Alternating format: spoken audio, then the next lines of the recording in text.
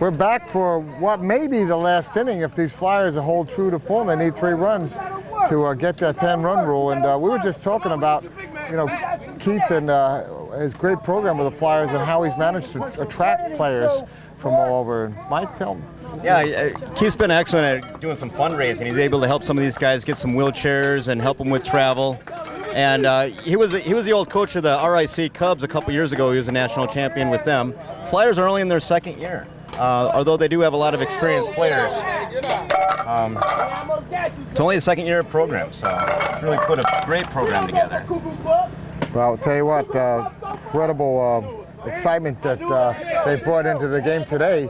But if you can get people the chairs and the money to travel, I mean, I can see where. That's down the third base line. That's fair. That's a fair ball. That's a nice single. Will Smith got it. He's going to eat it. Rene Aquino with another single. That's 3 for him. 3 for 3 so far. Paul Smith coming up. I'll tell you what, I would be hard pressed to figure out who, if I was going to pick some from this Flyers team, would be the player of the game if they end this game. They've all been phenomenal. Yeah, double, single. I mean, Angelo certainly has been incredible, but Rene, single. Paul Smith, third baseman, big guy. Smith here, he's just going to be swinging for the fence. He wants that under his belt, I think. We've seen a few guys hit him over the fence foul, so we know it's doable.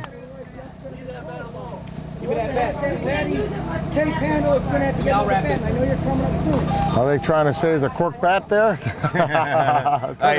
just a power. He's just got the power. And there it is. That is a home run. 2-run score. Whoa! 2-run homer. 2-run score on that one. And they put it down to 1 run left to end this game. What? And the whole entire Flyers team is coming over here to congratulate him. Wow, that was huge. He was waiting on that one, and he put that one over the wall, over left field. Wow. Whew. I'll tell you what, it looks like this is, unless there's some surprises here, I have a feeling.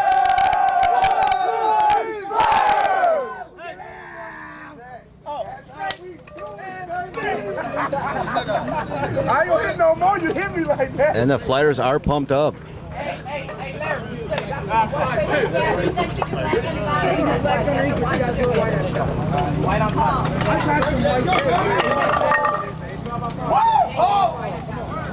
on, I just set Terry up for a double. All right. I set him up for a double. And we got Terry Boyd up. Terry Boyd, who's had a double his first at bat, ground out his second, and there it is. Right to Throw Jimmy to Jackson. first. It's a 5-3 out. Okay, the first out. Dino Ramirez, who's he flew out, I think, his first time and doubled in the third. Big Dino, lefty. Big lefty. Single amp.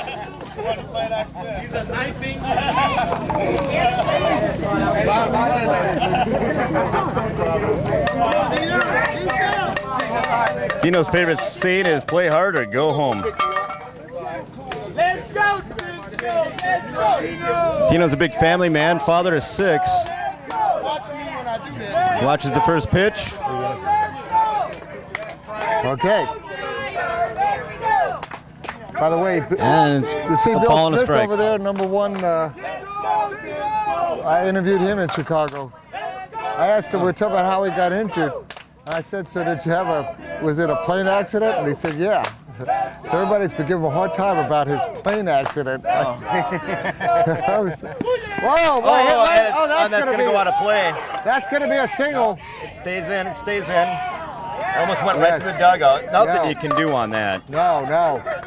And there's that was so hard hit that there's just nothing the pitcher can do. And you just want to get over there as quick as you can so that Let's go, 1-3. I'll tell you what, 1 out, man on first. Juan Ortiz, 2 hits. Could end the game here with a home run. Could end the game here with a triple. Maybe even with a double. Kind of like to see the game go on a little further, but it's very exciting. Yeah, I would think that the White Sox was still they're the home team, so they get last at bats. Last at bats. Last at bats. Last So at bats. That's right. I'm glad you reminded me about that. Come on, Heavy D! Heavyweight levels in the house. Oh, throw to first and no go. Let's go, Heavy! Anyway, we're in a beautiful, kind of breezy day,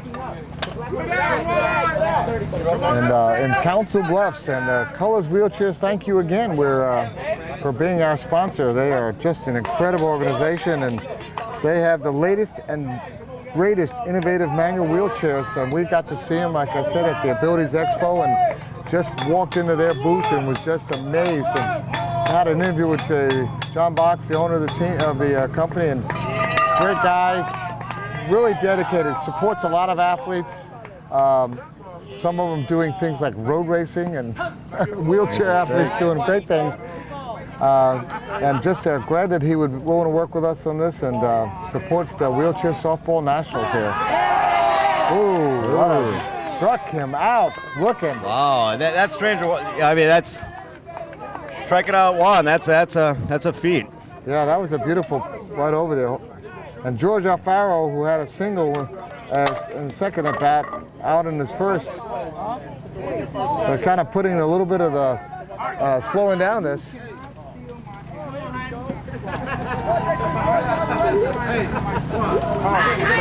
You're at the Nationals here for wheelchair softball in Council Bluffs, in the historic Council Bluffs.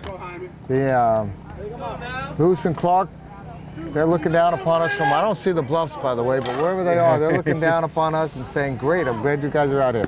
Oh, that's a big hit. Over gets it, the throw, there's no play. Men on first and second on that one.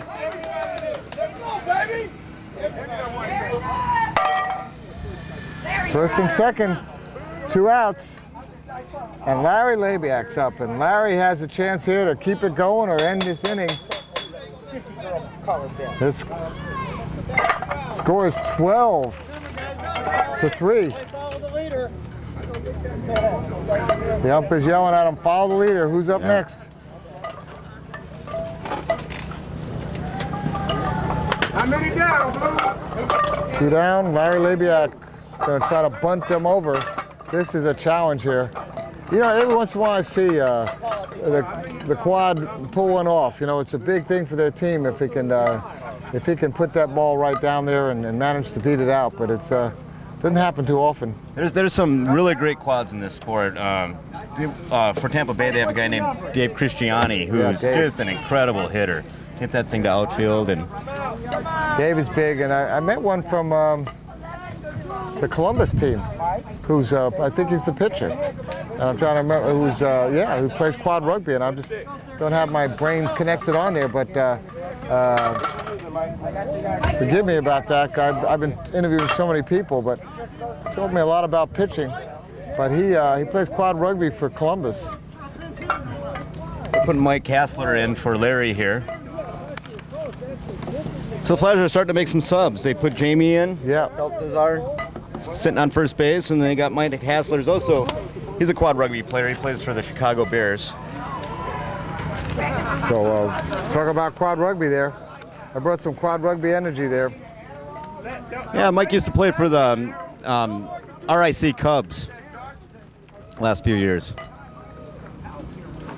Well, this is it's a good idea though to get everybody in the game when you have a lead like this, and you know, give everybody a chance to put some. But that was Danny White is the one I was talking about. I was just trying to remember who it was. Danny White, the pitcher and quad, who's I think he's a pretty good hitter because he's got a lot of function for a quad. He's a 3.5 quad, or maybe he's a 3. He's not. He's trying to get himself back down. But okay, so this substitution.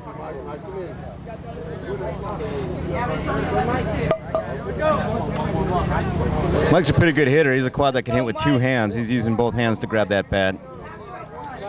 So Mike Hassler is. So they're going to leave him in. Oh, and there There he goes. Straight to the shortstop, and they're going to get the tag at 1. All right, they're going to get the tag. Nothing they can do about that one. Third out. Third out, and So we might have some last ups here for the Chicago White Sox, unless they can put some runs on the board. not before they put on. Yeah. So let me see how many hits we have here. This is they have, I think, 21 hits. I'm not sure about that. That may be a lot to say, but they had no, not 21. 9. They have a whole bunch of hits. I have to say. They had 6 in the first, 3 in the second. That gives them 9. 6 in the third. That's 15. 19 hits so far and scored 12 runs. And it looks like Larry Labiak is re-entering. So they, Larry's been playing the sport for over 25 years. he's a great defensive catcher. Oh, he knows the game. He sets his whole team up. He's kind of the captain on their team. So they cannot do that substitution again, but I don't think they're really that concerned about it. So Yeah, funny thing about Larry, he's got that helmet that he wears. It's like a batting helmet without the rim on it, without the brim on the hat. yeah, And a funny thing, when I was with the New York, we brought the New York team out for the first time. The quad from there was asking about his funny hat, and we said, all the quads have to wear that hat. Of course, he believed us, but it was funny. I got a new ball coming in. all right. Who do we have here? Number 45, back Ken Adams, the center fielder. Yeah. So let's see, Ken, fielder's choice his first time up, and needs to get things going. Yeah. That's the ball. Ken can hit the ball. He's also got some wheels out there. He's pretty fast. Let's see if he can do it. That's a strike. Yeah, he's licking his chops on that new ball. Everybody likes that new ball when you. Yeah. Is it they want to put their mark on it? You put a little bit more on it, it bounces a little bit higher. It's like playing golf and playing in the morning. There's his pitch, and there's a gapper. Oh, that is going to be a nice. And that goes right to the outfield. He's definitely. Oh, they're making the throw though, but that's definitely a single. I'll tell you what, that's what they need to do. Lead off single. They're getting to the bottom of their order, and they need to try to make some of these count. Chris Villarreal is coming up. Did I pronounce it right? Yep. And he was out the first inning, and if they want to keep this game alive, they need to at least get some run action going on. We haven't seen much from Chris today, in the batter's box, but he can definitely hit the ball. Well, that's good. See a big hit. We're looking for what's happening here. The umpire is saying, okay. There he goes. This is Chris. Let's see if we can get a big hit here. Oh, pickoff play? No. Runners can't advance on that pickoff play, even if it's overthrown. Nope. And also, another interesting rule is if you hit the batter, it doesn't take the base. Not in softball. Unless they start throwing at him, I guess. Oh yeah. If it were hit by pitch, it would probably get out of hand. getting on base by. I mean, it's not like it's going to really bruise you. Yeah, it's a softball. This is a hitter's game. The Flyers are proven today. Oh, and there's Chris. He goes for the grounder in the gap into the right field. And it goes past. He's going for third. Digging for third. He's digging for second. To the fence. Oh, he's coming home.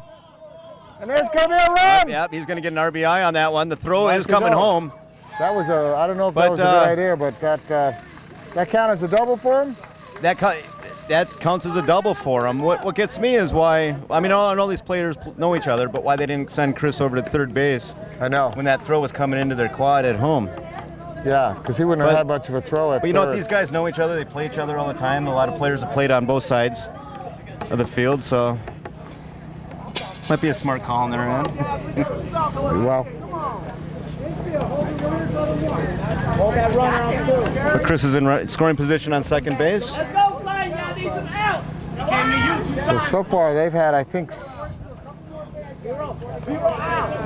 a total of 6 hits, 7, 8 hits now in this game. And that run helps them out. But they've got man at second, and that's a good way to go. No outs. Yeah, Doug Beretta is class 1 for him. Doug's good, could hit a ball too. Just have to find that hole. No outs. I like the spirit of the Sox coming back here. Well, that one looked like it hit the base, but might be hard to call on that one. But Oh, he got him at the plate. Struck him out looking. Right behind the plate. wow, big out there. Now they have J.R. Bauer coming up, and J.R. He's like I said, he's very. He comes over from the Rockford group that helps his PVA, Vaughan PVA White Sox. And tell you what, I actually had some chance to talk with some of the people from the Vaughan PVA, the president of that organization. A very tight organization. They support their vets real well, and you know they. And they support their sports teams. You know, there's a couple PVA teams that are out here, and they do have a lot of players. This is an excellent sport for that's a people of different types of disabilities. Well, you know, But that's a nice bunt he tried to lay down. yeah, it was sweetly done. We were at the veteran games, as you know, Mike, and I was moved. We saw 575 athletes show up and playing anything from softball, quad rugby, power soccer, excuse me. We got that power hockey on my mind because we got that coming up this weekend too. Weightlifting, I mean, field events, track and field, just a fantastic event. Everybody got to play. A lot of people got some really good medals out of it, but the camaraderie was so moving, and it was really about the supporting the veterans and the fact that, you know, what we talk about here, it gets them out, gets these guys playing, doing stuff. Oh, that was a pickoff play. But you know, the veterans, the PVA knows how beneficial, and so does the Department of Veteran Affairs, how beneficial this is. Oh, for building people's self-confidence and, Yep, there's and another their bunt. self-esteem. That's It's a sweet absolutely bunt. great. The throw to first, and he is And out. he stands up to make the play. Yeah, stand-up tag. Well, Because that is one different thing about our sport is we do allow the athletes that can to stand up to keep it at the highest competitive level. there's a lot of discussion about that, and you brought that up. Yeah, there's some discussion, good and bad and back Yeah. and forth, but we haven't received any proposed rule changes on it this year. Typically, we would vote on that at the general membership meeting, which took place last night, but nobody submitted that change. Yeah. There's been some talk behind the thing, but nobody's About made a strapping their people. formal thing on it. So Well, I was talking with Andy Byrne from the Rays, who's a big hitter. he's a real big hitter for a Class 1, and it's only the second Yeah. year. He's a rookie last year. Yeah, and his comment was, you know, I like to see someone like a Rasmussen strapped in and do the same thing. So I like to see that. That's Yeah. what he said. So then I'll be really impressed. But anyway, we have Rick Salinas back up. Top of the order. Okay. Send him back to that little cheering box over there. No, that's a And big hit. If it's it got a lot of catches air it- under it. Oh, that's that That out. one's caught. And they end up scoring one run on that to give them 4 runs on 2 hits. And that is the end of the 4th inning, and we're going to be right back on X-Able. Mike Wheaton and Rob Rowan. And